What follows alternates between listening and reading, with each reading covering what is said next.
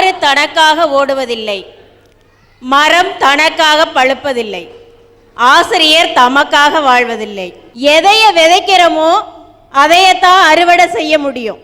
அன்பை விதைச்சா அன்பை அறுவடை செய்யலாம். அன்பை விட சிறந்த ஆயுதம் இந்த உலகத்துல ஏதாச்சும் இருக்குங்களா? அன்பு பண்ணாலும் அதையும் மீறி ஒரு பையன் வம்பு பண்ணனா என்ன பண்ண முடியும் அப்படின்னு வாத்தியார் கேட்பாங்கல்லம்மா.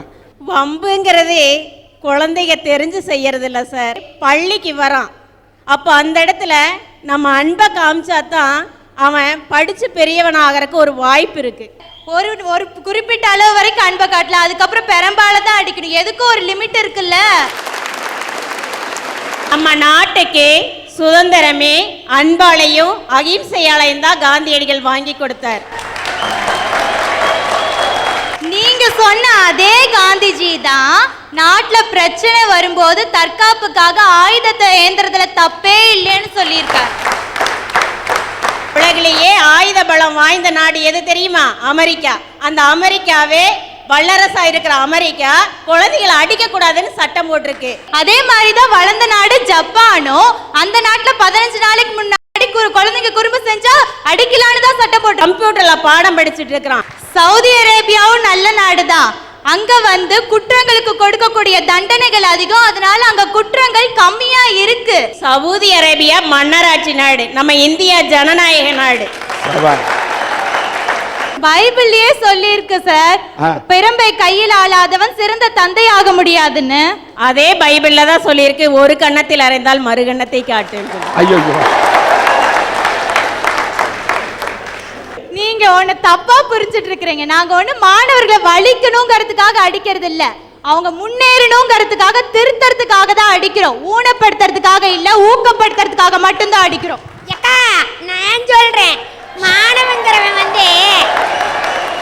ஒரு தீக்குச்சி, அவனை பத்த வச்ச பத்திப்பேன். அவனை விளக்கு எறியும் பயன்படுத்தல, ஒரு கூரை எறி வைக்கவும் பயன்படுத்தல. நமக்கு தேவை என்ன? விளக்கு எறியதான் பயன்படுத்தணும். தம்பி, நீ சொல்றது உண்மைதான். தப்பு செய்யற மாணவனை கண்டிக்கலாங்கிறது நான் சொல்லல, அந்த காலத்திலேயே சொல்லி இருக்கு. என்ன தெரியுமா? சாமம், பேதம், தானம், தண்டனை. சாமம்னா என்ன உனக்கு தெரியுமா? சாமம்னா உன்னால முடியும் ஊக்கப்படுத்துறது. பேதம்னா அவன் பாரு முன்னேறிட்டான்னு உன்னையும் அவனையும் கம்பாரிசன் பண்ணி முன்னேற வைக்கிறது. அதே தானம்னா நீ இந்த மாதிரி முன்னேறினா உனக்கு இந்த மாதிரி பரிசு தரேன்னு சொல்றது. இந்த மூணுலயும் ஒருத்தர் சரிப்பட்டு வழினா நாலாவதா பெருமைங்கிறது தண்டத்தை எடுன அப்பவே சொல்லியிருக்கு. இதை பாருங்கண்ணா, ஒரு மாசத்துக்கு முன்னாடி செய்தித்தாளில் வந்துச்சுன்னா ஆசிரியர் அடிச்சதுனால மனநோயாளி ஆயிட்டா. இதுக்கு என்ன சொல்றீங்க நீங்க? ஆனா இங்க இருக்கிற எல்லாரும் அட்மிஷன் டைம்ல சிட்டான ஸ்கூல்ல தானே கொண்டு சேர்த்துறாங்க. ஒரு கல்வியாண்டுல அந்த ஸ்கூல் ஒரு நோட்டீஸ் விடுது. அதுல என்னென்ன சொல்றான்னு தெரியுமாங்க? என்னோட ஸ்கூல்ல அறிவியல் லேப் இருக்கு, கம்ப்யூட்டர் லேப் இருக்கு, அது இருக்கு, இது இருக்கு, திறமையான ஆசிரியர் இருக்காங்க, அன்பான ஆசிரியர் இருக்காங்க. ஆனா ஒண்ணு மட்டும் சொல்றது இல்லைங்கண்ணா. என்ன தெரியுமாங்கண்ணா? எங்க மாணவர்களை பெரும்பாலும் அடிக்கிறதுனால ஆசிரியருக்க சொல்றதே இல்லைங்கண்ணா. தப்பு செய்யற மாணவனை தண்டிக்கலான்னு எல்லாத்துக்கும் தெரியும். இதெல்லாம் எழுதப்படாத சட்டமாப்பா. அந்த பையன் என்ன சொல்றாருன்னா, பள்ளிக்கூடத்துல அது இருக்குது இது இருக்குன்னு எல்லாத்தையுமே கூப்பிட்டு விளம்பரம் கொடுத்து சேர்க்க சொல்றாங்களே, ஆசிரியர்கள் பெரும்போட இருக்காங்கன்னு சொல்லி விளம்பரம் கொடுக்கலன்னு சொல்றாரு. தான் முடிச்ச முயலுக்கு 3 கால் நிக்கிறவன் அவனை என்ன சொன்னாலும் திருத்தவே முடியாது. அடிச்சா தான் சார் திருந்துவான். இந்தியாவிலே வச்சு பெரிய ஜெயில் எதுங்கண்ணா? திகார் ஜெயிலு தானுங்க. ஆமா, அந்த திகார் ஜெயிலிங் கூட குற்றவாளிகளை என்ன பண்ணுவாங்க தெரியுமா? யோகா போன்ற கலையெல்லாம் சொல்லி அன்பால திருத்துவாங்கண்ணா. அவன் குற்றவாளியா இருக்கிறது இல்ல, வெளியே வரமா பட்டதாரியா வர்றாங்கண்ணா. அந்த குற்றவாளி இங்க திருத்துறீங்கல்ல, ஏன் மாணவர் நாங்க என்ன குற்றவாளிங்களா? நாங்க மாணவர்கள், எங்களை அன்பாலே சொன்னா போதுங்கண்ணா. இப்போ ஒரு அறிஞர் சொன்னாரு, நண்பனை காட்டு உன்னை காட்டுகின்றேன்னு. இப்போ நான் சொல்றேன், உங்க ஆசிரியர் காட்டுங்க. உங்களை பத்தி நான் சொல்றேன், ஒரு லட்சியவாதியை உருவாக்குறது ஆசிரியர் தான், ஒரு தீவிரவாதியை உருவாக்குறது ஆசிரியர் தான். அது ரெண்டுமே ஒரு வகுப்பு கரையில தான் உருவாகுது. அது லட்சியவாதியா தான் நாம போகணும், தீவிரவாதியா இல்ல. எந்த ஆசிரியருமே கிளாஸ்க்குள்ள வரும்போது இவன் கையால் உடைக்கணும்டா, இவன் கால் உடைக்கணும்டா, இவனை வெட்டி போடான்டான்னு சொல்லி எந்த ஆசிரியருமே உள்ள வர்றதில்ல. ஏன்? உனக்கு அவருக்கு என்ன வாக்கிய வரப்பு சண்டையா, இல்ல பங்காளி தகராறா? எதுக்கு ஏன் அடிக்கிறாரு? நீங்க நல்லா இருக்கணும் தாங்க ஏன் அடிக்கிறாரு? நான் சொல்றேன், ஒன்று கேட்டுக்கோ. 1ஆம் வகுப்புலேருந்து 12ஆம் வகுப்பு வரைக்கும் ஒரு பையன் ஒழுக்காத்தமாக தான் படிச்சுட்டு வர்றான். காரணம் என்ன? அங்கே அவனை அடித்து வளர்த்தங்காடி ஸ்கூலில். அதே பையன் 12வது முடிச்சு காலேஜ் போகணுன்னே ஃபர்ஸ்ட் அவரே கட்டடிக்கிறானே, அவன் என்ன பண்றது? நீங்களே சொல்லி புட்டீங்கண்ணா. 1ஆம் கிளாஸ்ல இருந்து அவன் 12ஆம் கிளாஸ் வரைக்கும் அடி வாங்குறதுனால அமைதியே இருக்கிறானு. அதே காலேஜ் போனான்னு கட்டடிச்சிடுறானு. அப்ப அந்த அடி வந்து தற்காலிகம். அதே அன்பு செலுத்தினா போதும். நாங்க 1ஆம் வகுப்பு என்ன 12ஆம் வகுப்பு என்ன, நாங்க வாழ்க்கை ஃபுல்லா நாங்க அமைதியா நாங்க நல்ல பிள்ளைகளா இருப்போங்கண்ணா. ஸ்கூல் வாத்தியார் மட்டும் இல்ல, காலேஜ் வாத்தியார் மோர்கொண்டு பசங்களை அடிச்சு தான் திருத்தோனே. அவியலுமே காலேஜ் வர்ற பசங்களா இருந்தாலுமே பேரம் எடுத்தாதான் வேலைக்காகு. ஏன்னா நீங்க காலேஜ் முடிச்சுட்டு போனோன்னு ஒரு கம்பெனியில போய் வேலை செய்யறீங்க. அங்கே மேனேஜரும் பெரம்பு குச்சி தான் வச்சுட்டு இருக்கோன்னு மாட்டிருக்குது. அதுக்கடுத்தது நீங்க கல்யாணம் பண்ணுவீங்க. உங்க சம்சாரம் இருக்கிறாங்களோ அவங்களும் பெரம்பு தான் வைக்கணும் மாட்டிருக்குதுங்கண்ணா. இதுக்கு என்ன அவங்க நான் 8ஆம் கிளாஸ் படிக்கும் போது கணக்கில் 8 மார்க் தான் வாங்குவேன். அந்த 8 மார்க் வாங்கிட்டு இருக்கும்போது எங்கள் வாத்தியார் அன்பா தான் சொன்னார், கண்ணா ஒழுக்கமா படிடா, வாழ்க்கையில் நல்லா இருப்பான்னு அன்பா தான் சொன்னார். நான் கேட்டனா கேட்கலையா, அவர் கிடக்கிறாரு அப்படின்னு சொல்லி விட்டு போட்டேன். 2ஆம் நாள் என்ன அன்பா சொன்னா நான் கேட்கல. அப்புறம் 4 வெளுப்புனாரு. அப்போ படிக்க ஆரம்பிச்சிருந்தா கணக்கில் படித்த மேக்ஸ் எல்லாத்துலையும் படின்னு படித்து இன்னைக்கு பிசிஏ வரைக்கும் படிக்கிறேன்னா அதுக்கு காரணம் யாரு? எங்க கணக்கு வாத்தியார் என்ன 8ஆம் வகுப்புல அடிச்சு வளர்த்ததுனால தம்பி. அதைத்தான் சொல்றேன், அன்புன்னு சொல்லிட்டு இருந்தா வேலைக்கு ஆகாதுங்கண்ணா, அடிச்சா தான் திருந்துவான். ஏனுங்கண்ணா நீங்க அடிக்கணும்னு சொல்றீங்களா? அடிக்கிற ஆசிரியர் வந்தா நாங்க எப்படி தெரியுமா நடந்துப்போ, இப்படி கை கட்டி இருப்போங்கண்ணா. அதே அவர் போயிட்டாருண்ணா டனுக்குனாக்கா அப்படியே ஆட்டம் பாடுவாங்கண்ணா. அதாவது கடுகு சிறுத்தாலும் காரம் குறையாதுன்னு சொல்லுவாங்க. இந்த சின்ன பையன் போடுற போட்டை பார்த்தாக்கா வாத்தியார் போடணும்னு நினைக்கிற வாத்தியார் கூட பெரம்ப கீழே எடுத்து போட்டுவார். அந்த அளவுக்கு போடுறான் பையன் போடு. இப்போ இந்த கூட்டத்தில் இருப்பவர்கள் யாராவது ஒருவர் ஆசிரியரிடம் அடி வாங்காமல் இருப்பவர் உண்டா? இந்த பிரம்பு என்பது உங்களை தண்டனை கொடுப்பதற்கல்ல, உங்களை திருத்துவதற்கு. அது கண்டிப்பு என்பதனுடைய குறியீடு தானே தவிர, இப்போ வாத்தியார் புடம்புறும் போதவே நினைப்பாரு இன்னைக்கு ஒரு 25 பேராவது அடிச்சுட்டு தான் வீட்டுக்கு வரணும், இல்லைன்னா வர மாட்டேன்னு. கிரிக்கெட் ஆடவா போறாரு அவர்? இல்லை. ஆக கண்டிப்பு முக்கியம்னு நினைக்கணும். ஏன்னா மாணவர்கள் எப்பொழுதுமே இளைய பருவம், எது தப்பு ரைட்டு தெரியாது, குறும்பு ஜாஸ்தி. குறும்பு இல்லாத மாணவனே இல்லை. இந்த குறும்பு அதிகமாகி கண்டிப்பதை நீங்கள் விட்டுவிட்டால் குரூரமாகிவிடும். ஒரு மாணவனை அடிச்சு தான் திருத்தணுங்கிறது இல்லை. நான் சொல்றேன், தாயுக்கும் மகனுக்கும் இருக்கிறது என்னங்க? அன்பு. ஒரு கணவனுக்கும் மனைவிக்கு இருக்கிறது என்னங்க? அன்பு. ஃப்ரெண்டுன்னு சொல்றோம்ல, அங்க என்ன இருக்கு? அன்பு. உறவுன்னு சொல்றோம்ல, அந்த இடத்துலயும் கூட அன்பு தாங்க சார் இருக்குது. அப்படி இருக்கும்போது ஒரு ஆசிரியருக்கும் மாணவருக்கும் அன்பு தான் இருக்கணும்னு சொல்றேன். நீங்க சொல்வீங்களே அடியாத பிள்ளை படியாதுன்னு சொல்லுவீங்க. நான் சொல்றேன் அடியாதீர் பிள்ளை படியும். அதனால நீங்க அடிய மறந்துட்டு அன்பை பயன்படுத்தி பாருங்க, அதோட பயன் உங்களுக்கு தெரியும். மதுரை ஐஜி சிதம்பரசாமி அவரு போன மாசம் எங்க ஸ்கூல்ல நடந்த வைர விழாவுக்கு சிறப்பு விருந்தினா வந்திருந்தாரு. அவர் சொன்னது என்ன தெரியுமா?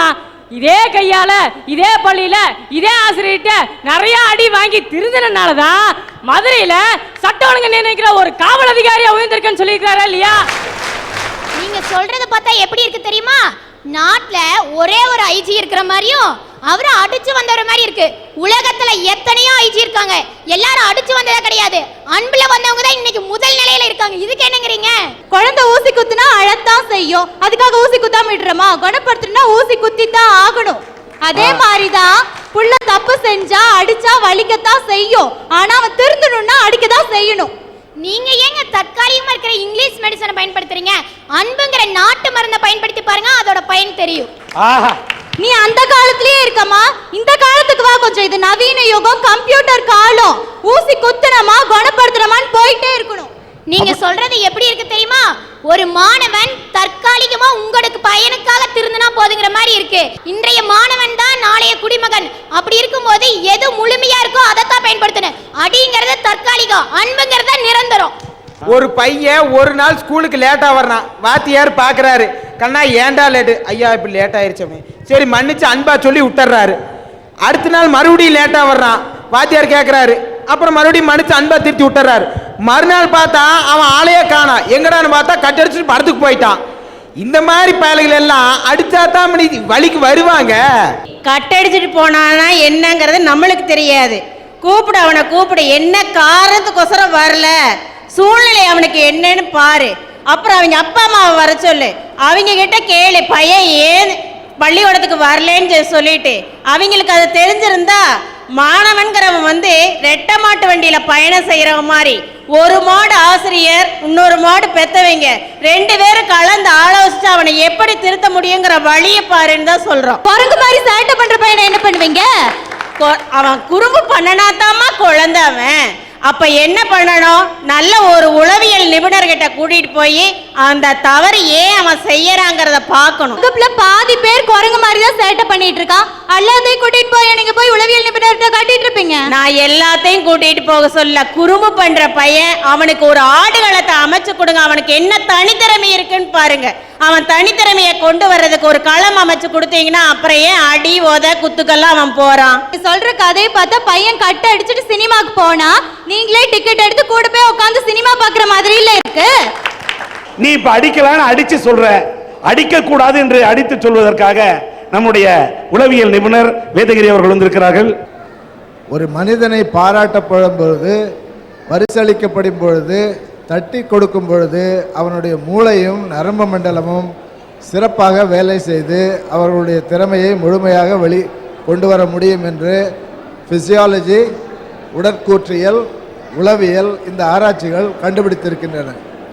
அதே நேரம் அவர்கள் தண்டிக்கப்படும் பொழுது, திட்டப்படும் பொழுது அவர்களுடைய நரம்பு மண்டலம் பாதிக்கப்படுகிறது. அதனால் ஒருவருடைய திறமையை முழுமையாக வெளிக்கொண்டு வர வேண்டும் என்றால் அதை பாராட்டுதல் மூலமாகவும் பரிசளிப்பது மூலமாகவும் தான் கொண்டு வர வேண்டுமே தவிர அடிப்பதை ஆரம்பிக்கும் பொழுது அவர்களுடன் ஒரு பயம் வந்துவிடும். பயம் வந்தால் மூளை சரியாக வேலை செய்யாது.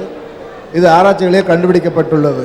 இப்ப உளவியல் நிபுணர் சொன்னாரு, அடிச்சு திருத்தக்கூடாது, அன்பால திருத்தணும்னு. பெரம்பு கொண்டு திருத்துறதுனால மட்டும்தான் ஒரு பையன் திருந்துவான்னு உங்களை சொல்ல முடியுமா? நான் சார் 5வது படிக்கும்போது ஸ்கூலுக்கு போக மாட்டேன்னு சொல்லிட்டேன். உடனே எங்க அம்மா அப்பா எல்லாம் என்னென்னவோ கெஞ்சி பார்த்தாங்க, என்னென்னமோ சொல்லி பார்த்தாங்க, நான் போகல. அதுக்கப்புறம் ஒரு டாக்டர்கிட்ட கூட்டிட்டு போனாங்க. கூட்டிட்டு போனோடனே அவர் என்ன சொன்னாரு, உங்க அப்பாவோட சம்பளத்துல ஒரு பங்கு உனக்கு செலவு பண்ணணும் படிப்புக்காக. அப்படி பண்ணலனா உன்னை போலீஸ் ஸ்டேஷனுக்கு பிடிச்சிட்டு போயிடுவோம், கூட்டிட்டு போயிடுவாங்க. அதுவும் இல்லாட்டி உனக்கு ஷாக் ட்ரீட்மெண்ட் தான் கொடுப்போம் அப்படின்னாங்க. நான் எதுக்கும் இதாகல. 4 அடி அடிச்சாங்க. அதுக்கப்புறம் தான் நான் ஸ்கூலுக்கே போனேன். சார், அண்ணல் அம்பேத்கர் இருந்தாரு. 14 வயசுல அவருக்கு அன்பு செலுத்துறதுக்கு ஆசிரியர் இல்ல. ஒரு ஆசிரியர் அன்பு காட்டினாரு. அவரு அவர் அந்த ஆசிரியர் காட்டின அன்பு தான் பின்னால பீமாராவ் ராம்ஜி அம்பேத்கர்னு தன்னுடைய பின்னால பேரை இணைச்சுக்கிற அளவுக்கு அங்க அன்பு தானே சார் நின்னுது. அதே அம்பேத்கர் தான் இந்திய அரசியலமைப்பு சட்டத்தை உருவாக்கி இந்த குற்றத்துக்கு இந்த தண்டனை, இந்த குற்றத்துக்கு இந்த தண்டனைன்னு சொல்லியிருக்காரு. இந்த குற்றத்துக்கு 2 தடவை அன்பு காட்டலாம், இந்த குற்றத்துக்கு 4 தடவை அன்பு காட்டலாம்னு சொல்லியிருக்கலாம்ல. அப்படி சொல்றாங்களேங்க சார். அது வளர்ந்து பெரியவரான பின்னாடி தானே அந்த சட்டத்தை போட்டாரு. அந்த வயசுல அவருக்கு தேவையா இருந்தது என்ன? அன்பு தானே. புலி குட்டிய கவர்றது எப்படி, மான கவர்றது எப்படி?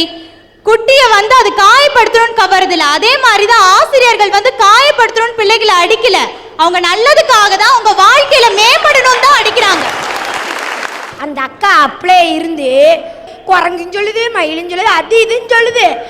அது மிருகம், நாங்களும் மனுஷனுங்க. ஏமா உன்ன மயிலுன்ற, மானுன்ற, குரங்குன்ற, மிருகமே சொல்றிய? நாங்க மனுஷன், நான் மானவன்னு அந்த குட்டி பையன் சொல்றான். நாங்க மனுஷன், எங்க கிட்ட அன்பை சொல்லுங்க, நாங்க நல்லா திருந்திடுவோம். அக்கா, மாணவனா செய்வான் குறும்பு, அதுக்கு நீங்க எடுக்க கூடாது. எல்லாத்துக்கும் உண்டு ஒரு வரம்பு. மாணவனுக்கு இருக்கு நாடி நரம்பு. அப்படி போடுறாங்க. இந்த நல்லவனுக்கு உரம்ங்கிற அன்பு மட்டும் காமிச்சா போது.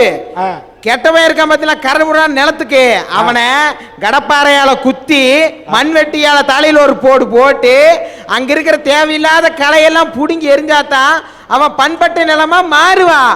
அந்த கடப்பாறை மாதிரி, அந்த மண்வெட்டி மாதிரி ஆசிரியர் கையில் இருக்கிற பிரம்பு தான் மாணவனை நல்வழிப்படுத்துறதுக்கான சிறந்த ஆயுதம்னு சொல்றேன் நானு. புன்னகை மன்னன் படத்துல சார் ஒரு பையன் அழுதுட்டே இருப்பான், தான் அவன மாதிரி ஒரு பையன். இவன மாதிரி அந்த பையனை வந்து சாப்ளின் மாமா என்னென்னவோ சொல்லி பாப்பாரு, கேட்கவே மாட்டான். ஸ்ரீவித்யா மேடம் வந்து பலார்னு ஒரு அறை வைப்பாங்க, அப்படியே ஸ்டாப் ஆயிடுவான். அதே கமலஹாசன் தான் நம்மவர் படத்துல ஒரு காலேஜ் ப்ரொபோசரா இருந்தா அன்பா திருத்தினார். இதுக்கு என்ன சொல்றீங்க?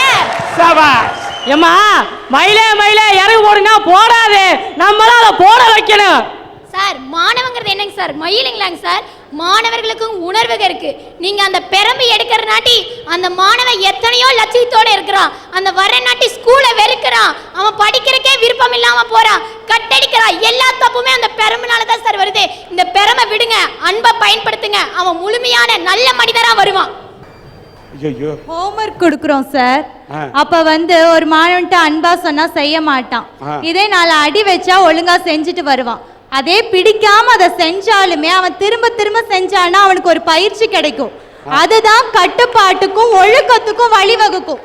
இதே அன்பால சொல்ல தள்ளி போடுற பழக்கம் தான் வரும். இந்த டீச்சர் நாளைக்கு அன்பா தானே சொல்லுவாங்க அப்படின்னு இது மாதிரி டீச்சர்லாம் சொன்னாங்கன்னா அவன் ஒரு வேலையும் செய்ய மாட்டான். அவனுடைய சூழ்நிலை என்ன, சாயங்காலம் அவன் மாடு மேய்க்க போயிருக்கலாம், ஆடு மேய்க்க போயிருக்கலாம், தன்னுடைய தங்கச்சியை பார்த்துக்கணுங்கிற கட்டாயம் இருக்கலாம், ஏதோ ஒரு காரணம் இருக்கலாம். நம்ம கிட்ட படிக்க வரவன் எல்லாமே உயர்ந்த நிலையில இருக்கிறவனா வரான்.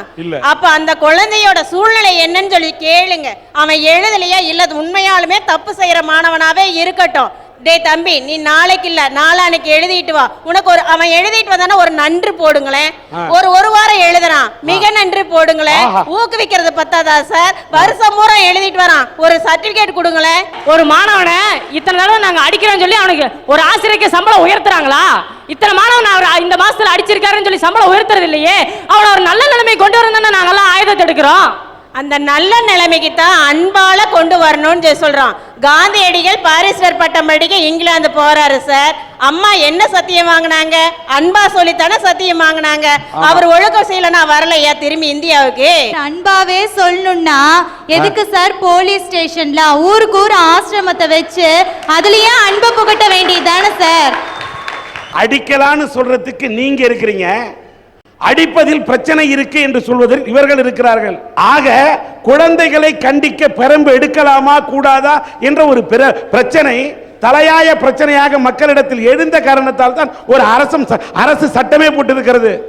பெரம்பலூர் மாவட்டம் உடையார்பாளையம் தாலுகா மீன்சுருட்டி கிராமத்தைச் சேர்ந்த ஐயப்பன் செந்தாமரை ஆகியோரது மகன் 20 வயது பிஇ படித்துக் கொண்டிருந்த மாணவன் வார்டன் மற்றும் டீச்சர் ஆகியோரது தண்டிப்பின் காரணமாக 1 வருடத்துக்கு முன்னால் காணாமல் போய்விட்டான்.